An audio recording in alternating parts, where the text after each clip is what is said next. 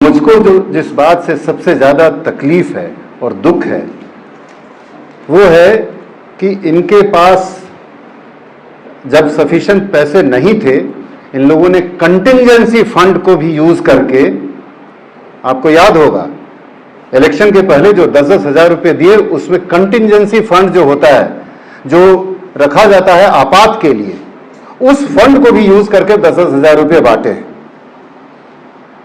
अब ध्यान दीजिए, अब केंद्र से पैसा आने में अगर देर हो रही है तो आपके पास कम से कम वो कंटिंजेंसी फंड तो होना चाहिए था ना, जिससे कम से कम वो अब बूढ़े लोगों को जिनको पेंशन मिलता है, जो विकलांग है जिनको पेंशन मिलता है, उनका पेंशन भी 3 महीने से रुका हुआ है।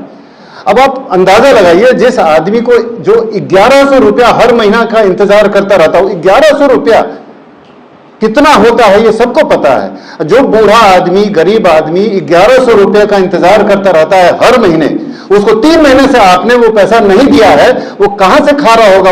उस साहूकार से सूद ले रहा होगा, कर्ज ले रहा होगा, और उसको आप 3 महीने में एक बार दे भी देंगे तो उसके कर्ज का तो बोझ उस पर बढ़ गया। ये अपराध है, ये बहुत बड़ा अपराध है। इसके पहले मुझको याद आता है, ये जिस तरह की कुव्यवस्था यहां चल रही है, मुझको याद आ रहा है कि चार्वाक नाम का एक दर्शन है, चार्वाक दर्शन, जो भौतिकवाद के बारे में बात करते हैं। कुछ लोग उसको नास्तिकवाद भी कहते हैं, लेकिन उसमें है कि जितने पैसे हो उड़ाओ और घी पियो, और पैसे खत्म हो जाए तो कर्ज लेके भी घी पियो। यही दर्शन उसका था। एकदम चरितार्थ होता है यहां पे कि पहले खूब पैसे उड़ाओ, वोट खरीदो, वोट खरीदना, पावर में आओ, घी पीने जैसा हुआ, और जब पैसे खत्म हो गए अभी और घी पीना है। महान प्रकांड विद्वान चरित्रवान जो चीफ मिनिस्टर आए उनको भी तो घी पीना है, तो अब वो 12,000 करोड़ कर्ज लेंगे, थोड़ा सा बांटेंगे, बाकी का घी पिएंगे। ये क्या हो रहा है इस प्रदेश का, अब बताने की जरूरत नहीं है। अराजकता, ये जंगल राज, जो पहले ये लोग जंगल राज के नाम पे वोट लिए, इस प्रदेश को दूसरे तरीके से ये लोग जंगल राज की तरफ ढकेल रहे हैं।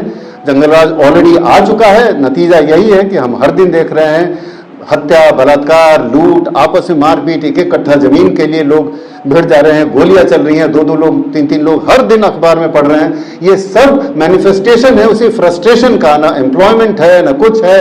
अब आपकी जनता भूखी मरेगी तो आपस में लड़ेगी, यही हो रहा है। और इसको आपके माध्यम से जनता तक पहुंचाना बहुत जरूरी है कि उन लोगों ने जो गलती की, कम से कम इस बात का एहसास करे कि उन लोगों ने बहुत बड़ी गलती की, अपना भविष्य बेचा।